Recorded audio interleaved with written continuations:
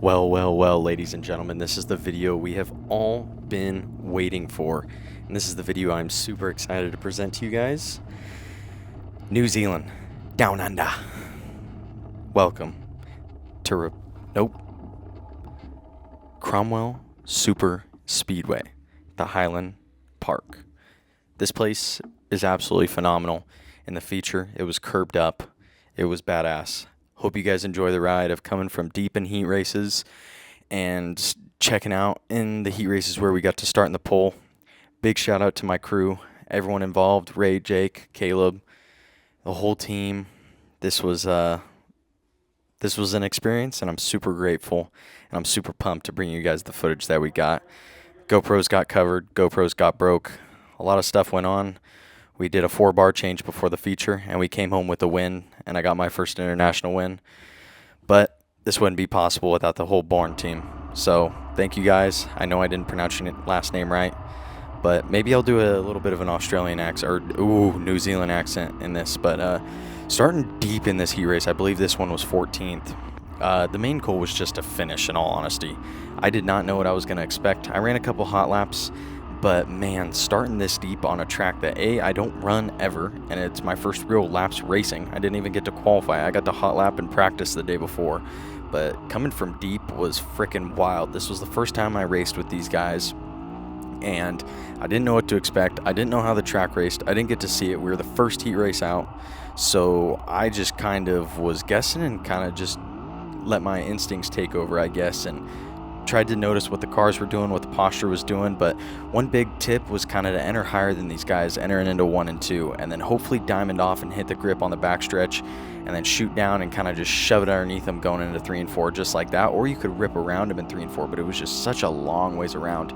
In the feature on the final night, it was curved up in both ends, and we were ramping up the wall, and that was absolutely badass. But for the heat races, it was I don't know, these tracks are weird, or this track is weird, because of the reason the shape is unique, and it's hampered in one corner, and a hairpin, like you guys know in those rally video games like Dirt 2 where they say like hairpin coming up.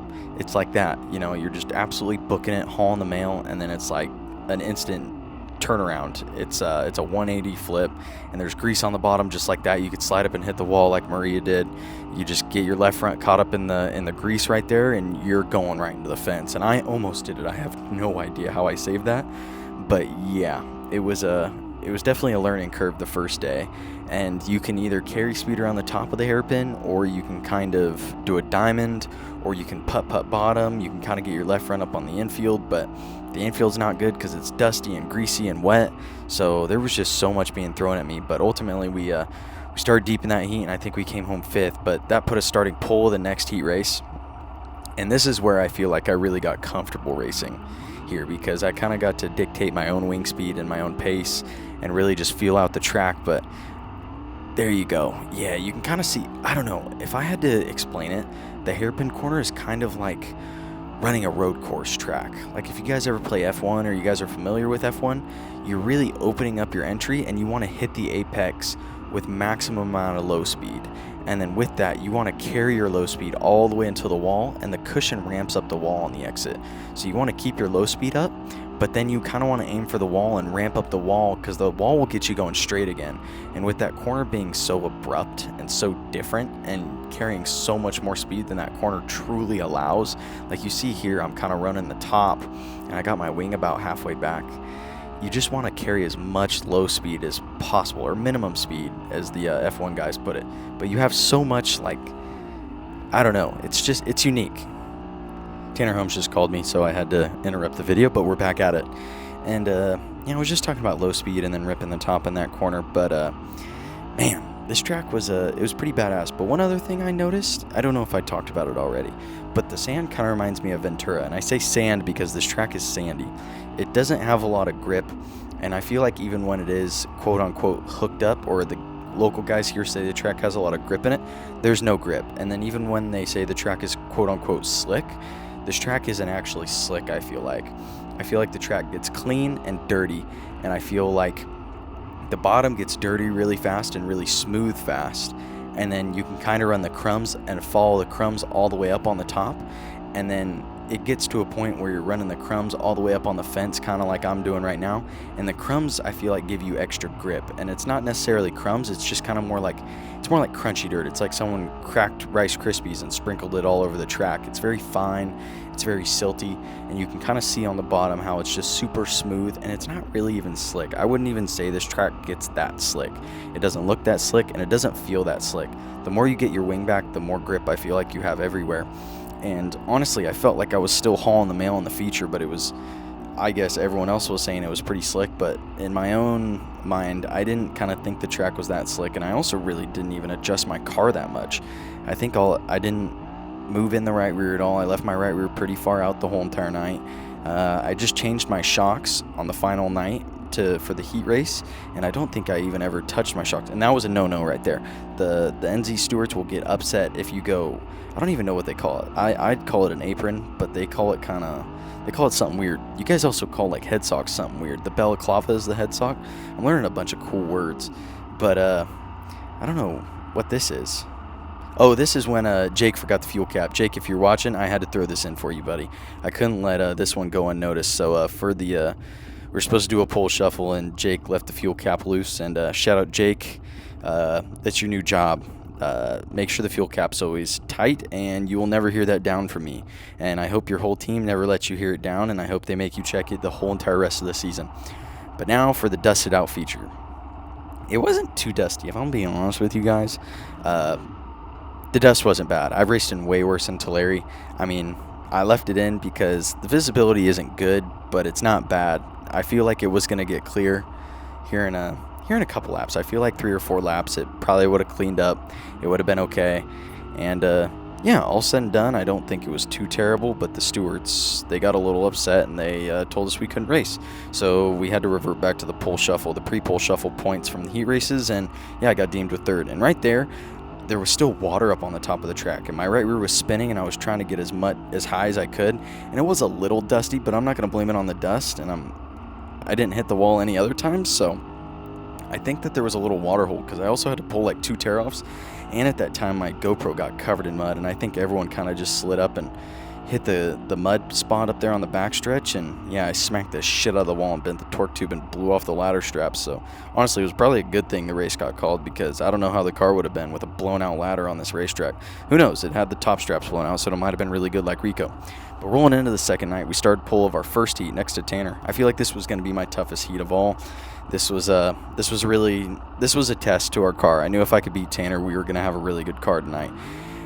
And this was before the 4-bar change. We did a 4-bar change right before the dash. And thank you, Kaleb, and everyone that pitched in, and Ray, for getting everything all sorted, putting on a brand new tire. Because we also had a flat tire, and I also beat up the nose wing in the second heat as well. So we had a lot of work before the dash. But same thing as before. I kind of just started yanking my wing back really fast to kind of see what I could get away with, and once I would feel plugged. But my hands are kind of up and even. My left hand's kind of at 12. And it's at 12 through the entry and all the way through the whole entire sweeper corner. So I feel like I could grab a little bit more wing, and I could probably get away with being a little bit more stuck. And now you can really see what I mean about the track kind of having the grainy marbles everywhere, and you're kind of aiming for those here. Like, see, I'm trying to run them through the middle, and I'm really trying to grab them up on the top, because I feel like that's where the grip is found at Cromwell, is kind of running the marbles. And then once the track gets super smooth in one area, that's when it gets slower. It's not necessarily slick. I feel like it's just there's no marbles to really push you forward.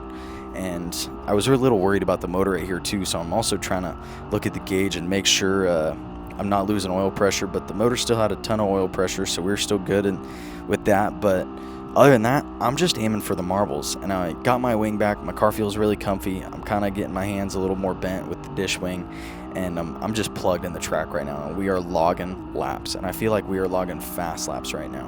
But one thing that is wild about this place is when you hit lap traffic, because like how I said with running the marbles, it's those marbles are getting thrown everywhere in the back of the pack, and they're up in the air, and like you can just even see when I'm behind that one car, you're getting thrown silt everywhere. It's really hard to see. You're kind of getting half-assed tear-offs. It's like peppering your visor the whole entire time.